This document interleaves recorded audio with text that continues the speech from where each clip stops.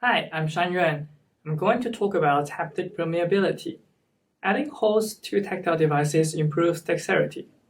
This is a work in collaboration with Aryan and Pedro at the University of Chicago.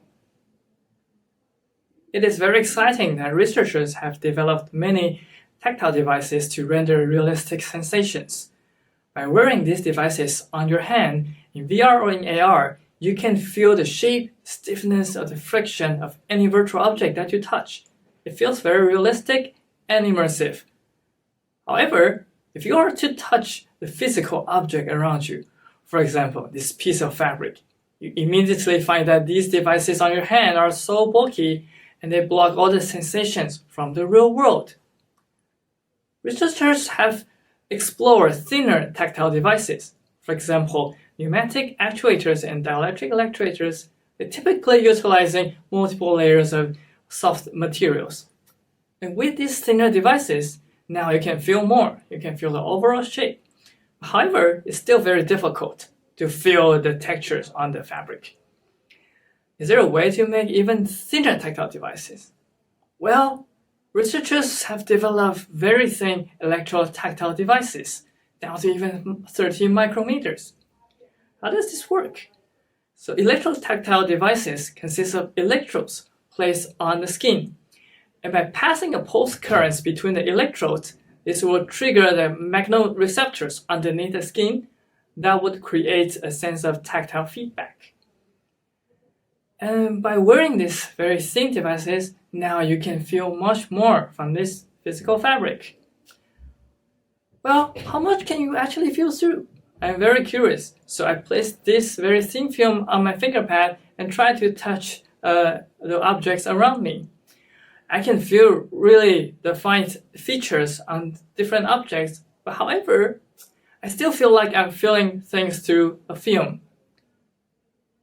And I looked into prior studies and found that even though these films are very thin, they can still create a gap in between your fingerpad ridges and the film. And this will affect our roughness perception on surfaces. These films are already very thin. How can we do to improve it? Our approach here is to take the already super thin tactile devices and add holes to it. So now you can see the devices that we made here.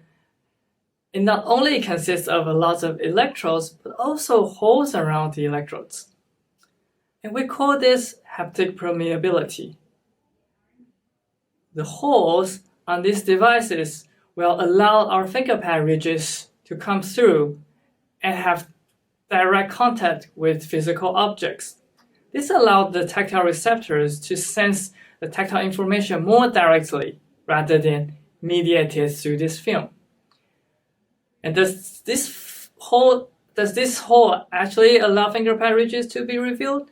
So we conducted an ink test where we coat the fingerpad with red ink and then press it against surfaces through our film with holes.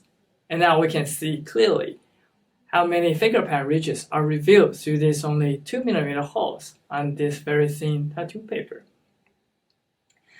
Now we see that fingerpad ridges are being revealed by these holes, but does that actually enhance our tactile sensitivity? So we conducted some user studies based on standardized tests on tactile sensitivity. The participants were blindfolded and were asked to discriminate the orientation of these grooves on these plates.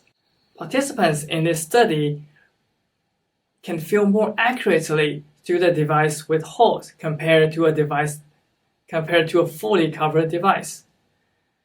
Even though these holes are only a few holes on the fingerpad, it actually increased accuracy very close to bare finger condition.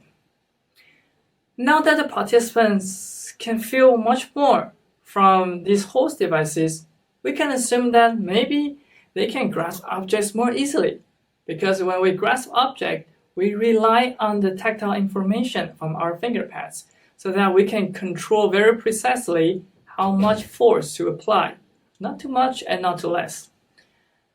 So we conducted another standardized test, which is to have the participants lift and hold an object and we measure the minimum force that was required for this task. And we found that while wearing the host devices, the participants were able to grasp the objects with less force compared to fully covered devices. We think that holes are the pixels for the real world. In the past, researchers have been focusing on how do we create pixels to render the virtual world, to make the virtual world feel more realistic with packed haptic actuators on the fingerpad. However, that is not without the costs. We're actually ignoring the rich information around us. And we think that holes are the pixels for the real world. Holes allow information to pass through and to let the user to feel the richness coming from the real world. We think that there are lots of ways to incorporate these holes onto tactile devices by placing those holes onto unused space, or at the most extreme case where we could replace some electrodes with holes. We might sacrifice a little bit of the realism because now we have less pixels for the virtual world, but now we allowed more information from the real world to pass through. We're interested in how this might improve experiences. So we conducted a user study in mixed reality where the participants were asked to follow a mixed reality instruction and assemble a real toy truck.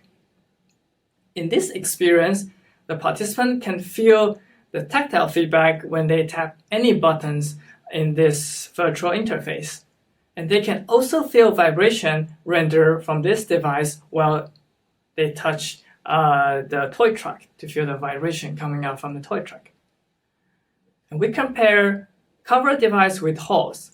With covered device, we can see from the recording of the study, the participant were really struggling to feel the orientation of the screw and make this very difficult.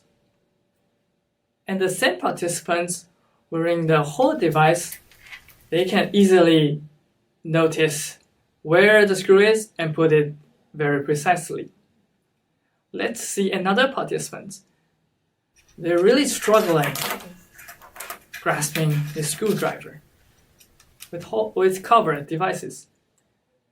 And the same participant with the whole devices were able to grasp this screwdriver firmly. From the participants' ratings, we also see participants rated with host devices task is easier, and they can feel more through the holes. However, because these whole devices have only 8 electrodes compared to 16 electrodes with the covered devices, this might sacrifice a little bit of the realism for the virtual world. Even though we didn't see a significant difference, but we imagine in the more complicated virtual scenes, you might see more differences here. In conclusion, we think that our approach can be applied immediately to all the electrotactile interfaces that we have. And now all these interfaces can not only render realistic virtual sensations, they can now also let much more information from the real world to pass through. Beyond electrotactile, we think our host approach can also apply to other actuators, especially actuators that are already very thin. And this can be applied to sensors as well, for example, like EMG or capacitive touch sensors. On a higher level, the goal here is really enable haptics in both virtual and real world.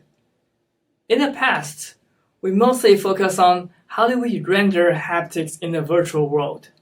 And we have this very strict boundary between the virtual world and the real world. And we wanted to blur this boundary, or even eliminate this boundary, so that the user can not only feel realistic virtual world, but can also move to the real world and feel the realistic sensation coming out from the real world as well. And this is a topic that I started exploring since 2021. At that time, I proposed a foldable actuator on the finger so that it can render pressure feedback on your finger pad, but the cover will fold away onto the nail so that to keep the finger pad free for you to feel the physical world. And some of my lab mates has also explored different approaches to keep the finger pad sensitivity to the real world. And haptic permeability is the latest effort. Thank you for watching.